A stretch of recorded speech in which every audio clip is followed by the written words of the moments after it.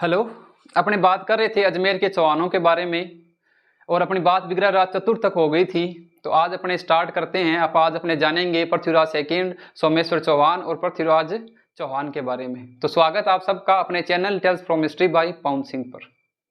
विग्रह राज चतुर्थ के बाद शासक बनते हैं अपर गांगे और अपर गांगे को हटाकर शासक बनते हैं पृथ्वीराज सेकंड। पृथ्वीराज सेकंड शासक बनते हैं और इनके बारे में अपने को एक बात याद रखनी है। इनके समय का अभिलेख हास्य अभिलेख, उसके अंदर अपने को जानकारी मिलती है कि पृथ्वीराज सेकंड ने हास्य पे अधिकार किया था और अपने मामा किलन को नियुक्त किया था। उसके बाद पृथ्वीराज सेकंड की मृत्यु हत्या हो जाती है 1169 में, निसंतान हत्या हो जाती है। उसके बाद शासक बनते हैं सोमेश्वर चौहान। सोमेश्वर चौहान शासक रहते हैं 1169 से लेकर 1117 तक। सोमेश्वर चौहान की अपने को एक उपाधि याद रखनी है, प्रताप लंकेश्वर। सोमेश्वर चौहान को क्या कहा जाता था? प्रताप लंकेश्वर कहा जाता था। ये सोमेश्वर चौहान वही है जिसकी माता थी कंचना देवी। अर्णोराज की हत्या के बाद कंचना देवी सोमेश्वर चौहान को लेकर गुजरात आ जाती है कि उधर उत्तराधिकारी संघर्ष चल रहा था। तो कंचना देवी को लगा कहीं इस उत्तराधिकारी संघर्ष का बलि अपना पुत्र सोमेश्वर ना बन जाए, तो सोमेश्वर को लेके ये आ गई थी, यहाँ पे गुजरात आ गई थी अपने पियर। यहीं पे गुजरात में ही सोमेश्वर चौहान का पालन पोषण होता है और शिक्षा दीक्षा मिलती है। कोंकण के शासक मल्लिकार्जुन को हराकर सोमेश्वर चौहान अपनी वीरता का परिचय देते हैं और अजमेर में अपने और अपने पिता अर्णोराज की मूर्ति स्थापित करवाते हैं और मूर्ति कला को एक नई दिशा देते हैं। अजमेर में 5 वैद्यनाथ मंदिर बनाते हैं सोमेश्वर चौहान, जिन्हें अपने 5 कल्प वृक्ष भी बोलते हैं। 1177 में सोमेश्वर चौहान की हत्या हो जाती है। अब शासक बनते हैं पृथ्वीराज चौहान या पृथ्वीराज तृतीय। इनका शासनकाल 1177 से लेकर 1192 तक रहता है। पृथ्वीराज चौहान की माता का नाम कपूरी देवी, पिता का नाम सोमेश्वर चौहान और इनके मंत्री थे केमास। पृथ्वीराज चौहान शासक बनते मात्र 11 वर्ष की उम्र में। इनके समय प्रारंभिक दो समस्या थी। एक तो नागार्जुन ने विद्रोह कर दिया था पृथ्वीराज चौहान के शासक बनते ही। नागार्जुन जगदेव का पुत्र था और इन्होंने विद्रोह कर दिया था पृथ्वीराज तृतीय के खिलाफ। तो पृथ्वीराज चौहान ने अपने मंत्री केमास की सहायता से नागार्जुन का दमन किया था। और दूसरी समस्या थी एक भंडारकर जाति, जो कि पंजाब के सतलज नदी के आसपास निवास करती थी। भंडारकर जाति एक लूटमार करती थी और ये लूटमार करते करते यहाँ पे भरतपुर, अलवर और मथुरा तक आ गई थी और ये क्षेत्र पृथ्वीराज चौहान के अंडर में आते थे। तो पृथ्वीराज चौहान भंडारकर जाति का दमन करता है और इनको यहाँ से बाहर निकाल देता है। फिर पृथ्वीराज चौहान की अपने दिग्विजय नीति पढ़ते हैं। पृथ्वीराज चौहान की दिग्विजय नीति में सबसे पहले इन्होंने महोबा के शासक परमर्दिदेव पर आक्रमण करते हैं और परमर्दिदेव पर आक्रमण करते हैं। परमर्दिदेव के सेनापति थे आला और उद्दल।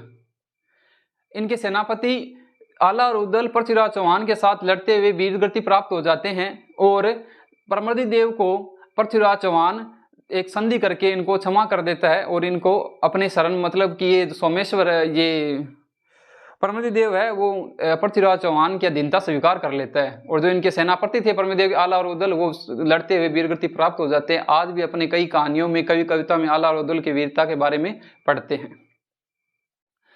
फिर इनका जो दूसरा आक्रमण करते हैं ये चालुक्य शासक गुजरात के भीमदित्य पर। पृथ्वीराज चौहान भीमदित्य पर आक्रमण करते हैं। इस आक्रमण के पीछे 2 कारण बताए जाते हैं। एक कारण तो ये बताया जाता है कि जो भीमदित्य था उन्होंने पृथ्वीराज चौहान के पिता सोमेश्वर चौहान की हत्या की थी। और दूसरा कारण बताया जाता है आबू की राजकुमारी इच्छनी देवी। इच्छनी देवी से विवाह करने की जो इच्छा थी वो थी भीमदित्य की, लेकिन इच्छनी देवी की इच्छा थी विवाह करने की पृथ्वीराज चौहान से। और पृथ्वीराज चौहान इच्छनी देवी से विवाह कर लेते हैं और भीमदित्य की इच्छा ही रह जाती है, क्योंकि भीमदित्य की इच्छा पूरी नहीं होती है।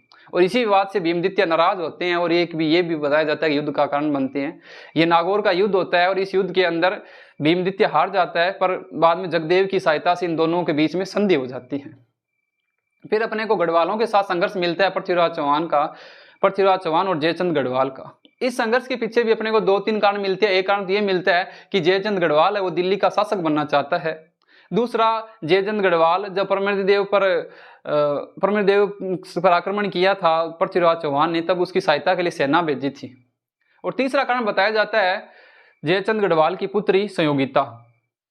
संयोगिता एक सुंदर राजकुमारी व विदुषी भी थी, सुंदर भी थी और विदुषी भी थी, और वह प्रेम करती थी पृथ्वीराज चौहान से। ये बात पृथ्वीराज चौहान को पता लग जाती है कि अपने से संयोगिता क्या करती है, प्रेम करती है, और पृथ्वीराज चौहान तक ये बात संयोगिता पहुंचा देती है कि मैं आपसे प्रेम करती हूँ। ये बात जब संयोगिता के पिता जयचंद को पता लगती है कि अपनी पृथ्वीराज चौहान से प्रेम करती है और पृथ्वीराज चौहान विवाह करना चाहता है संयोगिता से, तब जयचंद एक स्वयंवर रखता है अपनी पुत्री संयोगिता के लिए, और उस स्वयंवर के अंदर आसपास के सभी राजाओं को बुलाता है, पर पृथ्वीराज चौहान को नहीं बुलाता और उनको नीचा दिखाने के लिए एक पत्थर की मूर्ति बनाता है और गेट के बाहर लगवा देता है। उस स्वयंवर में सभी राजा आते हैं, पर पृथ्वीराज चौहान नहीं आता। जब संयोगिता ये देखती है और उसको पता लगता है कि बाहर पृथ्वीराज चौहान की पत्थर की मूर्ति बना के खड़ी की है उनको नीचा दिखाने के लिए, तब संयोगिता जाके उस पत्थर की मूर्ति माला डाल देती है और बाहरी वेश बदल के पृथ्वीराज चौहान तैयार होते हैं और पृथ्वीराज चौहान संयोगिता को उठा के ले आते हैं स्वयंवर से अजमेर और उनसे विवाह कर लेते हैं। एक ये भी कारण बताया जाता है, लेकिन दोनों के मध्य प्रत्यक्ष संघर्ष का अपने को कोई भी कारण नहीं मिलता है और ना ही अपने को इनके पीछे कोई तथ्य मिलते हैं। जो ये संयोगिता वाली बात है ये स्वीकार करते हैं, पृथ्वीराज रासो स्वीकार करता है, दशरथ शर्मा, गोपीनाथ शर्मा और सीवी वैद्य भी इसी बात को सही मानते हैं। अब पृथ्वीराज चौहान और मोहम्मद गौरी के बीच में संघर्ष होता है। मोहम्मद गौरी गजनी का शासक होता है और भारत में मुस्लिम सत्ता स्थापित करना चाहता है। सबसे पहले मोहम्मद गौरी ने आक्रमण किया था गुजरात के भीमदित्य पर 1178 में, जिसमें भीमदित्य ने मोहम्मद गौरी को हरा देता है और बाहर भगा देता है। फिर 1182 के अंदर या 1182-86 में बठिंडा पर अधिकार कर लेता है मोहम्मद गौरी अधिकार कर लेता है, जो कि बठिंडा जो उस टाइम क्षेत्र था वो पृथ्वीराज चौहान के साम्राज्य में आता था। 1186 से लेके 1192 तक कई बार पृथ्वीराज चौहान मोहम्मद गौरी को हराता है। पृथ्वीराज रासो के अनुसार 21 बार मोहम्मद गौरी को पृथ्वीराज चौहान ने हराया था, लेकिन इनके बीच अपने को दो बड़े युद्ध मिलते हैं। एक तो तराइन का प्रथम युद्ध 1191 में, एक तराइन का द्वितीय युद्ध 1192 में। तराइन का प्रथम युद्ध 1191 में मोहम्मद गौरी को पृथ्वीराज चौहान हरा देता है और पृथ्वीराज चौहान का सेनापति गोविंदराज है वो मोहम्मद गौरी को घायल कर देता है और मोहम्मद गौरी युद्ध मैदान से भाग जाता है और पृथ्वीराज चौहान उसे जाने देता है। दूसरा युद्ध 1192 में होता है। यह युद्ध मोहम्मद गौरी जीत जाता है और पृथ्वीराज चौहान हार जाता है और इस युद्ध के बाद भारत में मुस्लिम सत्ता स्थापित हो जाती है। अब इस हार के पीछे भी कई कारण बताए जाते हैं। कुछ तो कहते हैं कि मोहम्मद गौरी ने विश्वास संधि का प्रस्ताव रखा था, फिर विश्वासघात करके आक्रमण कर दिया था। कुछ कहते हैं कि पृथ्वीराज चौहान के दो सेनापति थे जो पृथ्वीराज चौहान के साथ विश्वासघात किया था। पर जो भी हो, यह युद्ध पृथ्वीराज चौहान हार जाता है और 1192 का जो तराइन का द्वितीय युद्ध है इसके बाद भारत में मुस्लिम सत्ता की स्थापित हो जाती है। पृथ्वीराज चौहान की मृत्यु के पीछे भी कई कारण बताए जाते हैं। एक कारण तो यह बताया जाता है कि मोहम्मद गौरी पृथ्वीराज चौहान को अपने साथ गजनी ले जाता है और वहां पे पृथ्वीराज चौहान की आंखें निकाल लेता है और वहां पे पृथ्वीराज चौहान एक शब्द भेदी बाण चलाता है जिससे मोहम्मद गौरी की हत्या हो जाती है। फिर पृथ्वीराज चौहान अपने आप को मार लेता है। कुछ इतिहासकार कहते हैं कि पृथ्वीराज चौहान की हत्या अजमेर में हो गई थी, तो इसके पीछे अपने को स्पष्ट परिणाम नहीं है। अलग अलग इतिहासकारों के अलग अलग मत है। तो धन्यवाद। आज अपने अजमेर के चौहान पूरे हो गए हैं। अपने नेक्स्ट वीडियो में बात करेंगे रणथंभौर के चौहान के बारे में। धन्यवाद।